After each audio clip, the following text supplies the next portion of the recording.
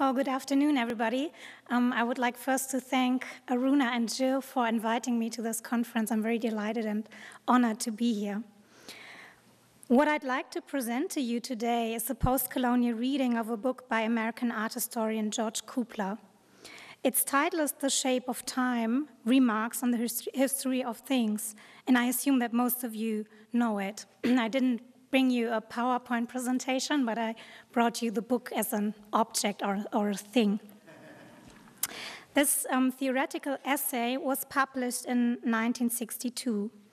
Reviewing Kubler's approach to a historiography of art seems very stimulating with regard to the methodological difficulties that art history is facing today. It could be taken as a starting point for thinking about dissolving the boundaries of art history in a transcultural perspective. Dissolving the Boundaries of Art History was the title of a conference that I organized in 2010 with two of my colleagues, Stefanie Stalschuss and Sarah Maupeux, in Cologne, Germany. It was devoted to a revision of Kubler's The Shape of Time under various approaches. The project started as an informal reader cycle where participants had different interests in Kubler's theory and discussed it in the context of material culture studies, actor network theory, history of science, media art history, and post-colonial studies. We found The Shape of Time so incredibly inspiring that we decided to review and update it in an interdisciplinary conference, lending methodological debates in art history new impetus. As it so happens, we had a session called Temporality and History, not dissimilar to the title on the session here today. Kubler's methodological outline is particularly relevant in respect to these two concepts, understood here as critical terms for art history in a global context. By going back to an early example of art historical writing, I don't propose to apply it one-to-one in art history today. But the study of early texts that went beyond the European canon without falling into exoticism could be a possible point of departure for a decolonization of the discipline. And Karl Einstein's Negro Sculpture from 1915 or Victor Segal's Essai sur l'exotisme, une esthétique du divers from 1904 until 1980 are two further examples for this. And let me emphasize that I'm speaking out of a German perspective. In Germany, post-colonial approaches were integrated into art history relatively late and are still very marginal. And maybe we can discuss this later on, because this also is a simultaneity of the non-simultaneous that art history in a global context has to deal with. I think George Kubler's The Shape of Time is especially worthwhile to refer back to because it is a methodological work and not a monograph or something like that. It was probably the first methodological work in art history which went beyond Eurocentrism. I've divided my talk into three parts. I will begin by introducing you to Kubler's The Shape of Time, then I will move on to look at the reception of this book. And the main part of this paper will focus on how Kubler's methodology is meaningful to art history and the challenges it faces in the 21st century. So allow me first quickly to summarize again for you what The Shape of Time is about. In his book, Kubler developed a structuralist model for writing art history in which he challenged and promised to overcome the restriction and hierarchizations having prevailed the discipline so far, especially concerning object areas, chronology, and culture. He's basically writing against the predominant art historical notions and methods at that time, namely style, biography, as well as iconography and iconology. Kubler proposes a new understanding of the history of art, which is based on two major assumptions. Firstly, he expands the object of art historical study, excluding as few as possible. He basically replaces the history of art by a history of things. Kubler writes in the very beginning of the book, and I quote, Let us suppose that the idea of art can be expanded to embrace the whole range of man-made things, including all tools and writing, in addition to the useless, beautiful, and poetic things of the world. By this view, the universe of man-made things simply coincides with the history of art, end quote. His hypothesis is, from things as material artifacts, one can deduce technical, formal, aesthetical, and intellectual problems, as well as historical change. Secondly, Kubler interrelates the things in a new way. He considers the history of art as a history of problem solving, in which every object represents the formal solution of an artistic, technical, or aesthetical problem that has already seen other solutions and will see more in the future. These chains of solutions, called sequences by Kubler, are discontinuous, that is, are disrupted and have no temporal or spatial boundaries. And they are also open in the end and in the beginning. That's important too. Relevant for the analysis of artwork is, in the model of sequences, not so much the chronological age of things, but rather their systematic age, meaning their position, early or late, within a sequence. In this understanding, a contemporary object can be a very early solution, whereas an old artifact from centuries ago might be a late solution in the same sequence. By this view, Kubler introduces a second diachronic temporal level in addition to chronological time, and I will get back to this aspect later on. Given the constraints, the time constraints, I won't be able to elaborate on the entire reception of The Shape of Time, but it might be interesting for you how Kubler was received in Germany, in the German-speaking art history. The Shape of Time was not translated into German until 1982, and compared to the English-speaking art history, he remains relatively unknown. This is remarkable because there are not only some links to Germany in Kubler's biography. After having been at Yale, he studied in Berlin and Munich. He also had a very critical look at German art history and their main representatives, and this probably is the reason why he was not received. When mentioned, The Shape of Time was mostly misunderstood as a purely formalist approach to art history, which I guess had been supported by the German translation of the title, The Shape of Time, into Die Form der Zeit, so the form of time. The translation is, of course, not wrong. You can translate shape into form, but still it shifts the meaning slightly. He de facto focuses on form, on the concrete object, and thus reflects work-immanent, formally aesthetic analysis. But then, in a second step, cross-linkages are created with other objects, following their solutions for distinctive problems, therefore engendering multifaceted contextualizations. In the preamble, he writes, quote, "No meaning can be conveyed without form. Every meaning requires a support or a vehicle or a holder," end quote.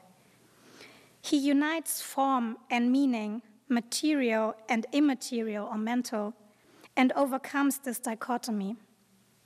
His notion of things is in opposition to the one of material culture used in anthropology at that time, quote, "to distinguish ideas or mental culture from artifacts." But the history of things is intended to reunite ideas and objects under the rubric of visual forms, end quote. So his book is far away from being a purely formalist approach, at least as I understand Kubler. Only recently, his name has appeared frequently in talks and articles in Germany, and it certainly seems that there's the potential of his theoretical outline being more widely recognized. Gottfried Böhm, who wrote the preface to the German translation of The Shape of Time, locates it in a debate around a theory of art history in its own rights, which separates itself from general history.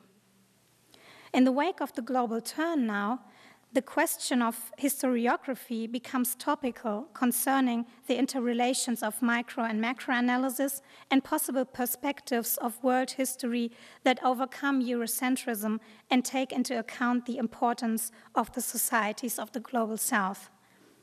David Summers and Whitney Davis have already introduced Kubler in the discourse on world art studies. Let me now elaborate on why and how Kubler's concepts are interesting for a transcultural approach to art history.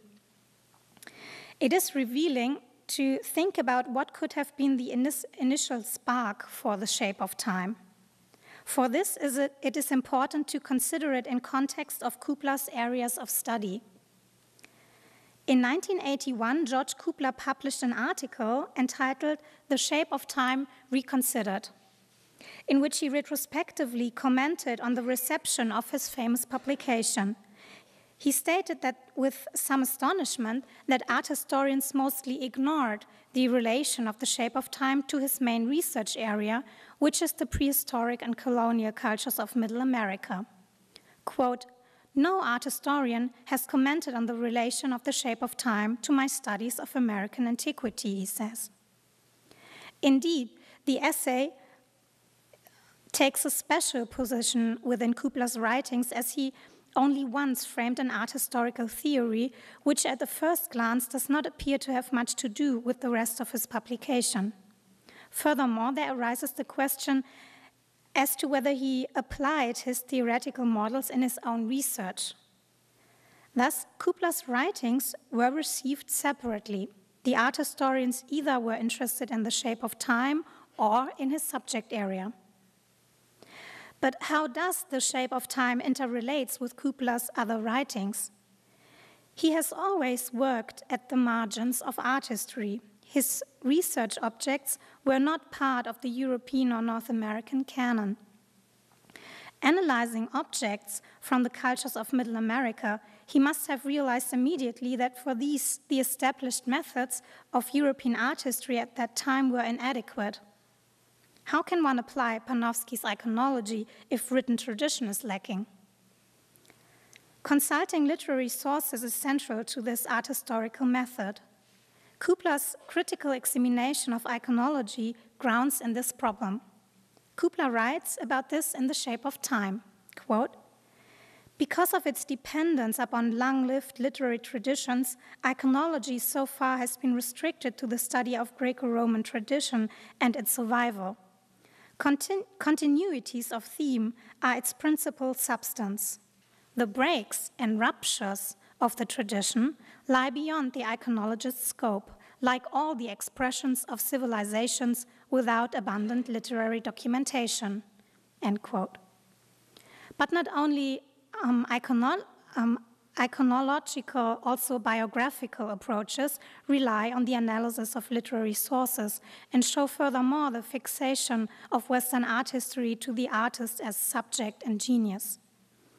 Kubler's renunciation of dominant authorship concepts resulted in a chapter in The Shape of Time called "The Limitations of Biography."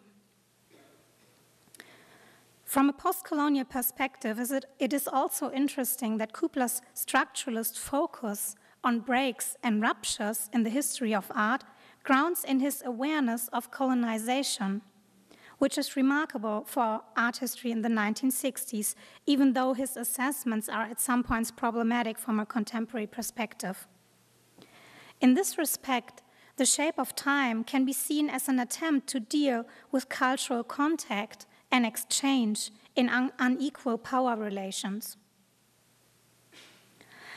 I want to go on by focusing on two concepts that Kubler came up with to deal with these problems, which of course are strongly interrelated also: things and diachronicity. First of all, his notion of things broadens the subject area and tries to overcome the hegemonic European definition of art that is associated with originality, creativity, and genius. Today we would maybe say that it's a visual culture approach. By emphasizing the formal and material constitution of knowledge and knowledge production, he achieves a methodology that is not dependent on literary tradition. The notion of things creates a basis for a comparative art history across cultures, the possibility for égalité. All man-made artifacts have aesthetic qualities. But still, Kubler underlines the fact that art and its history is independent and not to be subsumed under the history of culture. This shows that Kubler's basic concern is art history, differentiating him from anthropological and cultural studies perspectives, two fields he cleverly associates to serve art history. Then, instead of adopting the linear concept of history on which the art historical concept of style is based, Kubler introduces a new diachronic form of temporality by applying the sequence model. This perspectival shift has become even more significant in light of technological and social changes due to globalization, for simultaneity of the unsimultaneous is experienced more intensely as a result of the increasingly digitalized media and the World Wide Web, and so on. How Bruno Latour puts it, time is no longer understood as order of succession. And I quote Bruno Latour, "Strangely enough, we have changed time so completely that we have shifted from the time of time to the time of simultaneity. Nothing, it seems, except to simply reside in the past. And no one feels intimidated anymore by the adjectives irrational, backward, or archaic. End quote. Kubler's theoretical approach challenges the way in which historical time has been conceptualized in the discipline so far, and the teleological concept of history, which is still at the heart of the discipline, can be reviewed. The diachronicity of Kubler's history model counteracts the discrimination against other cultures which have been interpreted as backwards or less developed. It enables a historiography of art which is no longer affected by evolutionary thinking models. Every sequence has its own logic of timeliness that is structured by the problem you are focusing. The sequentialization of art history not only fractures the grand narratives, but offers a pluralization of timeliness. I am still not quite sure if Kubler really thought of his sequences as transcultural. His focus was definitely on time. I had an exchange with Esther Pachori, and I'm not sure if I pronounce her name right. But you know who I'm talking about from the Columbia University? Okay. What is it? Pastori, okay. I had an exchange with her about this specific interpretation of the shape of time when she wrote her contribution to the proceedings of our Kubler conference. And she took up Kubler's idea of a history of things in her book, Thinking with Things, you probably know it, Towards a New Vision of Art. Esther Pachori suggests that Kubler didn't intend the sequences to work across cultures. But I think the model of sequences is laid out to not only work across temporal, but also across spatial and cultural boundaries. So I would say that this potential has to be developed in that direction of a comparative transcultural art history. So I would argue that sequences can leap and follow problems across time and space.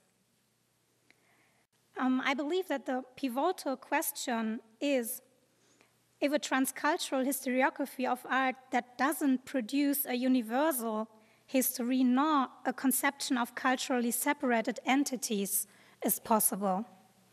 Of importance is to focus on transcultural processes of exchange and appropriation in a historical perspective and to assume a difference within instead of a difference against. So it's about an entangled art history or an art history of contacts. You could, of course, criticize Kubler for installing just another universal method. Is it possible to have an approach to art history that is universal without being universalistic? Postcolonial theory subjected the concept of universalism to critical examination. Ashcroft, Griffith, and Tiffin identified universalism as the most important strategy of imperial control and vehicle for the marginalization of difference. And I quote, "Universalism offers a hegemonic view of existence by which the experiences, values, and expectations of a dominant culture are held to be true for all humanity. For this reason, it is a crucial feature of imperial hegemony because its assumption or assertion of a common humanity, its failure to acknowledge or value cultural difference, underlies the promulgation of imperial discourse for the advancement or improvement of the colonized, goals that thus mask the extensive and multifaceted exploitation of the colony." End quote.